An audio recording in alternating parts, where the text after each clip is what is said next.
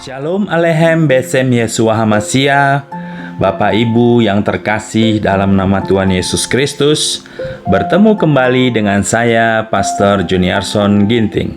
Renungan malam kita kali ini terambil dari firman Tuhan Efesus 2 ayat 3-6 dan ayat 19-22. Demikianlah firman Tuhan. Sebenarnya dahulu kami semua juga terhitung di antara mereka ketika kami hidup di dalam hawa nafsu daging dan menuruti kehendak daging dan pikiran kami yang jahat. Pada dasarnya, kami adalah orang-orang yang harus dimurkai sama seperti mereka yang lain. Tetapi Allah yang kaya dengan rahmat, oleh karena kasih-Nya yang besar, yang dilimpahkannya kepada kita, telah menghidupkan kita bersama-sama dengan Kristus, sekalipun kita telah mati oleh kesalahan-kesalahan kita. Oleh kasih karunia kamu diselamatkan, dan di dalam Kristus Yesus Ia telah membangkitkan kita juga dan memberikan tempat bersama-sama dengan Dia di sorga. Ayat ke-19, demikianlah kamu bukan lagi orang asing dan pendatang, melainkan kawan sewarga dari orang-orang kudus dan anggota-anggota keluarga Allah, yang dibangun di atas dasar para rasul dan para nabi, dengan Kristus Yesus sebagai batu penjuru. Di dalam Dia tumbuh seluruh bangunan rapi tersusun menjadi bait Allah yang kudus di dalam Tuhan. Di dalam Dia kamu juga turut dibangunkan menjadi tempat kediaman Allah di dalam roh.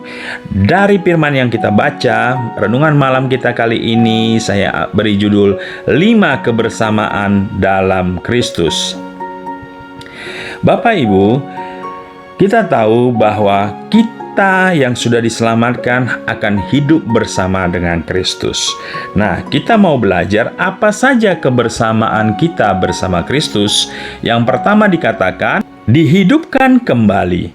Dalam Efesus 2 ayat 5 tadi dikatakan telah menghidupkan kita bersama-sama dengan Kristus, sekalipun kita telah mati oleh kesalahan-kesalahan kita. Oleh kasih karunia kamu diselamatkan. Kehidupan yang kita terima dari Tuhan merupakan karya Tuhan Yesus agar kita hidup bersama dengan Dia. Jadi jelas kita dihidupkan kembali karena Tuhan Yesus. Karena Yesus lebih dahulu hidup, dan sesudahnya kita orang percaya. Ini kebersamaan yang pertama, dihidupkan kembali.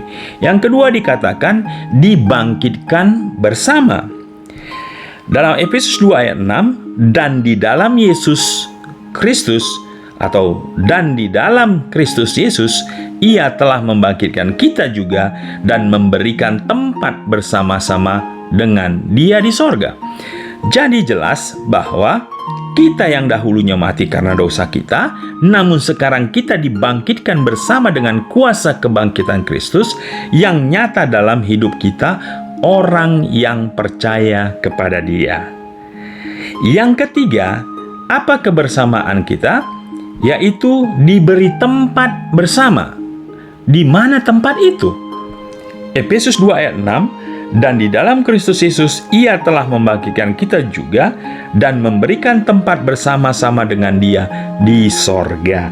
Jadi jelas tempat kita bersama dengan Yesus yaitu di sorga.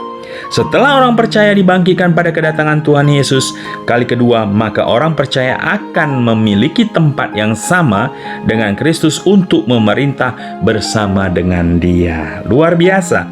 Keempat, ditumbuh kembangkan bersama.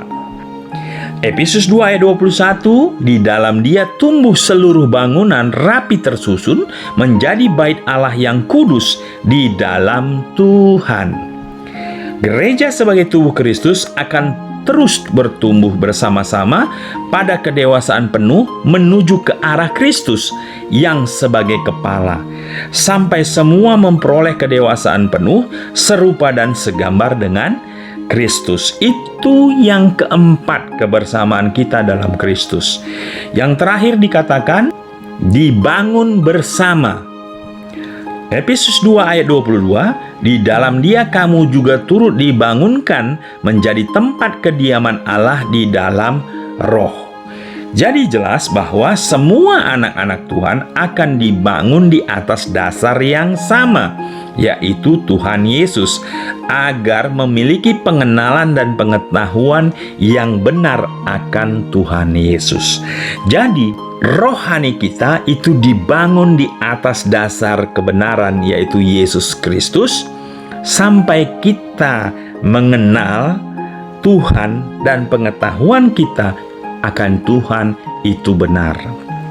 Jadi sampai di sini kita tahu bahwa ada 5 kebersamaan dalam Kristus, yaitu dihidupkan kembali, kedua dibangkitkan bersama, diberi tempat bersama, ditumbuh kembangkan bersama, dan yang terakhir, kelima, dibangun bersama.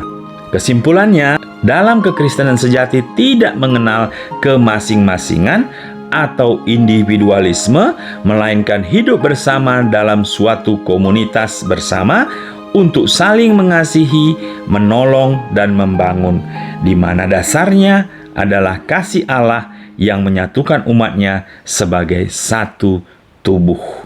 Luar biasa Bapak Ibu renungan malam kita kali ini. Jangan lupa like dan subscribe Jugisu Broadcast Channel dan bagikan kepada banyak orang teman Bapak Ibu. Terima kasih Bapak Ibu, Tuhan Yesus memberkati.